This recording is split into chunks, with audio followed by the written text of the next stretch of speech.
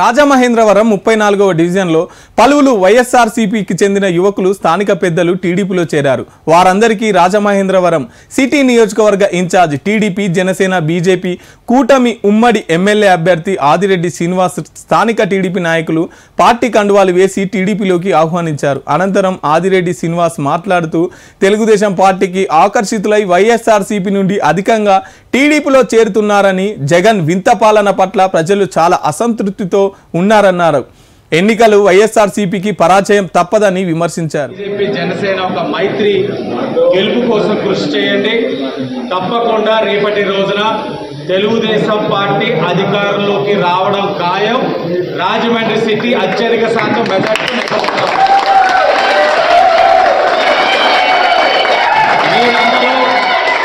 మీరందరూ ఆ గెలుపులో భాగ్యస్వాములయ్యి మెజార్టీ మంచిది ఇచ్చినట్లయితే ఈ రాజమండ్రి సిటీలో బ్లేడ్ బ్యాచ్, గంజాయి బ్యాచ్కి ఒక నాయకుడి కింద వ్యవహరిస్తున్న భరత్రామ్కి డిపాజిట్ లేకుండా ఓడించాల్సిన బాధ్యత మీ అందరిపైన ఉంది. ఎందుకంటే ఈరోజు యువతకి ఉద్యోగాలు లేవు, పరిశ్రమలు లేవు, మహిళా సాధికారత లేదు. ఎక్కడ చూసినా సమస్యలే. ఆ సమస్యలన్నీ తీరాలి అని అంటే తెలుగుదేశం పార్టీ రావాలి. మీరందరూ కూడా క్రమశిక్షణ కలిగిన కార్యకర్తల కింద పని చేయండి. ఈ 50 రోజులు మీరు పనిచేయండి. ఆ పైన 5 సంవత్సరాలు మీ బాధ్యత మేము తీసుకుంటామని మీ అందరికీ కూడా మరొక కార్యక్రమం ఉంది. మసీదులో ఇఫ్తార్ ఉంది, అక్కడికి వెళ్ళవలసి ఉంది. లేకపోతే మీతో పాటు వార్డు తిరిగే వాళ్ళం. మీరందరూ కూడా ఒక్కసారి శేషమెట్టలో తెలుగుదేశం పార్టీ ఎంత బలంగా ఉందో చాటే విధంగా అందరూ కూడా ఐక్యతతో కలిసికట్టుగా శేషమెట్ట తిరగవలసిందిగా మీ అందరికీ విజ్ఞప్తి చేస్తూ మరొక్కసారి 34వ వార్డు అన్నది తెలుగుదేశం పార్టీకి కంచి కోట. రాబోయే రోజుల్లో కేంద్ర మంత్రి కిషన్ రెడ్డిని కుర్కుర్ రెడ్డి అని కేటీఆర్ మాట్లాడితే చూస్తూ ఊరుకోమని బీజేపీ అధికార ప్రతినిధి రాణి రుద్రమాదేవి హెచ్చరించారు. కాళేశ్వరంలో అవినీతి, ఫోన్ ట్యాపింగ్లో చెర్లపల్లి జైలుకి వెళ్ళక తప్పదని అన్నారు. సికింద్రాబాద్ రైల్వే స్టేషన్ 700 కోట్లతో అభివృద్ధి చేస్తే కేటీఆర్కు కళ్ళు కనపడడం లేదా అన్నారు. తెలంగాణకి మోడీ ఏం చేసిందో సీఎం రేవంత్ రెడ్డి కోసం గాంధీ భవన్లో ఒక బుక్ పంపిస్తున్నామన్నారు. కిషన్ రెడ్డి గారు కాకపోతే గాంధీ హాస్పిటల్ ఆక్సిజన్ ప్లాంట్లు కేటీఆర్ గారు పెట్టినా, లేకపోతే మీ నాయన పెట్టిండా? టిమ్స్ హాస్పిటల్ పోయి కిషన్ రెడ్డి గారు పర్యవేక్షించి ఆడ ఆక్సిజన్ ప్లాంట్లు కిషన్ రెడ్డి గారు పెట్టించకపోతే కేటీఆర్ పెట్టిండా, లేకపోతే వాళ్ళ నాయన పెట్టిండా? కింగ్కోటి హాస్పిటల్ కేటీఆర్ పెట్టిండా, వాళ్ళ నాయన పెట్టిండా? మొత్తం భారతదేశానికి సంబంధించినటువంటి కరోనా సమయంలో దేశ ప్రజల ఆరోగ్యం కూడా కాపాడాలని చెప్పి ఒక కంట్రోల్ రూమ్ ఏర్పాటు చేస్తే ఆ కంట్రోల్ రూమ్ కు ఇన్ఛార్జే మా కేంద్ర మంత్రి కిషన్ రెడ్డి గారు. మొత్తం ప్రపంచం అంతా అల్లాడిపోయింది కరోనా వస్తే, ఒక్క భారతదేశమే నిలబడదు. ఇవాళ భారతదేశంలో వ్యాక్సిన్ తయారు చేసి 100 దేశాలకు సప్లై చేసి 100 దేశాల ప్రజల్ని కూడా బతికించినటువంటి ఘనత భారతీయ జనతా పార్టీది, నరేంద్ర మోడీ గారిది. ఇవాళ మా కేంద్ర మంత్రి వర్యుడు కిషన్ రెడ్డి గారు మీరు ఇష్టం వచ్చినటువంటి మాటలు మాట్లాడి సికింద్రాబాద్ కు కిషన్ రెడ్డి గారు ఏం చేసినారు, బట్టిగా నాకు లిఫ్ట్లు ఓపెన్ చేసిరు అని మాట్లాడుతున్నారు. మీరు సికింద్రాబాద్ రైల్వే స్టేషన్ భారతదేశానికి స్వతంత్రం వచ్చిన తర్వాత 700 కోట్ల రూపాయలతోటి పునర్నిర్మాణం జరుగుతుంది. కళ్ళు కనిపిస్తలేవు కేటీఆర్. ఒక్క మతి భ్రమించిందని అనుకున్నాం ఇన్ని రోజులు, ఇప్పుడు కళ్ళు కూడా కనిపిస్తలేవు. కనిపించకపోతే మరి మేము తీసుకుపోతాం. మేము తీసుకుపోయి సికింద్రాబాద్ రైల్వే స్టేషన్ చూపిస్తాం, మేము తీసుకుపోయి చెర్లపల్లి టెర్మినల్ చూపిస్తాం.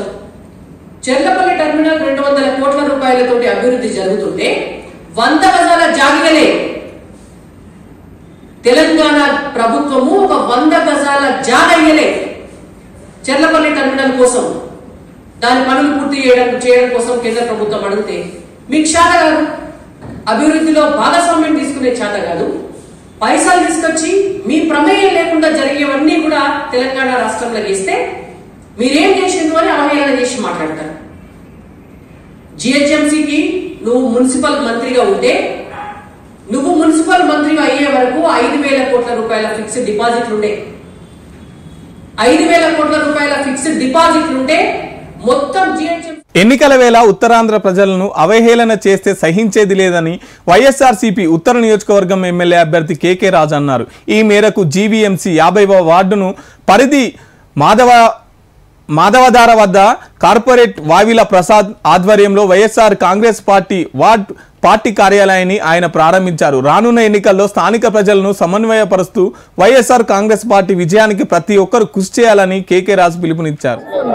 గడిచిన 4 సంవత్సరాల 10 నెలల కాలంలో ఈ దేశ చరిత్రలో పేదరిక నిర్మూలన కోసం, కులాల మధ్య మతాల మధ్య ఉన్న తారతమ్యాల్ని వ్యత్యాసాలని కూడా నిర్మూలించడం కోసం జగన్మోహన్ రెడ్డి గారు చేపట్టిన అనేక బృహత్తర కార్యక్రమాల్ని ఈ సమాజంలో ధైర్యంగా ప్రజల దగ్గరికి వెళ్ళి ధైర్యంగా ఓటుని అభ్యర్థించే విధంగా ఈరోజు జగన్మోహన్ రెడ్డి గారు మమ్మల్ని అందరినీ కూడా మాకు ఆ ధైర్యాన్ని కల్పించి మాకు హక్కును కల్పించడం జరిగింది.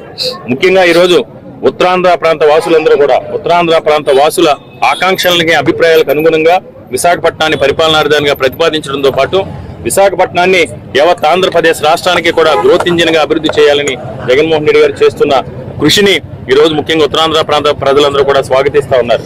ఇలాంటి ఉత్తరాంధ్ర ప్రాంతానికి తీరని ద్రోహం చేసిన చంద్రబాబు నాయుడు ఆధ్వర్యంలో ఒక కూటమి ఏర్పడి ఆ కూటమి నుంచి ఈరోజు విశాఖ ఉత్తర నియోజకవర్గంలో బీజేపీ అభ్యర్థిని నిలబెట్టడం జరిగింది. ఎందుకంటే మాకు ఒక మంచి అవకాశం దొరికింది. బీజేపీ అభ్యర్థిని చిత్తుగా ఓడించడం ద్వారా ఈ రోజు ఉత్తరాంధ్ర ప్రాంత వాసుల ఆత్మగౌరవాన్ని కూడా మేము కాపాడుకోబోతున్నాం. ఎందుకంటే పొరపాటును బీజేపీ పార్టీ కనుక ఓటేస్తే స్టీల్ ప్లాంట్ ప్రైవేటీకరణకు మనం ఆమోదించినట్టే. పొరపాటును బీజేపీ పార్టీ కనుక ఓటు వేస్తే ఈరోజు విశాఖపట్నం పోర్టు ప్రైవేటీకరణకు మనం ఆమోదించినట్టే. ముఖ్యంగా బీజేపీ అభ్యర్థి కూడా ఓటమి భయంతో వెన్నుల్లో వణుకు పుట్టి ఈరోజు నా పైన ఉత్తరాంధ్ర ప్రాంత మా వైఎస్ఆర్ కాంగ్రెస్ పార్టీకి సంబంధించిన కార్యకర్తల పైన కూడా ఆయన తప్పుడు ప్రచారం చేస్తూ ఉన్నారు. ఈరోజు చంద్రబాబు నాయుడు మేము ఎయిర్పోర్ట్లో అడ్డుకున్నాం. 100% ఎయిర్పోర్ట్లో అడ్డుకున్న దానికి నేను నాయకత్వం వహించాను. దానికి కారణం అది ఉత్తరాంధ్ర ప్రాంతంలోని యువకులందరి కోరిక. ఉత్తరాంధ్ర ప్రాంతాన్ని జగన్మోహన్ రెడ్డి గారు అభివృద్ధి చేయాలని పరిపాలనా రాజధానిగా ప్రతిపాదిస్తే దాన్ని తీవ్రంగా వ్యతిరేకించి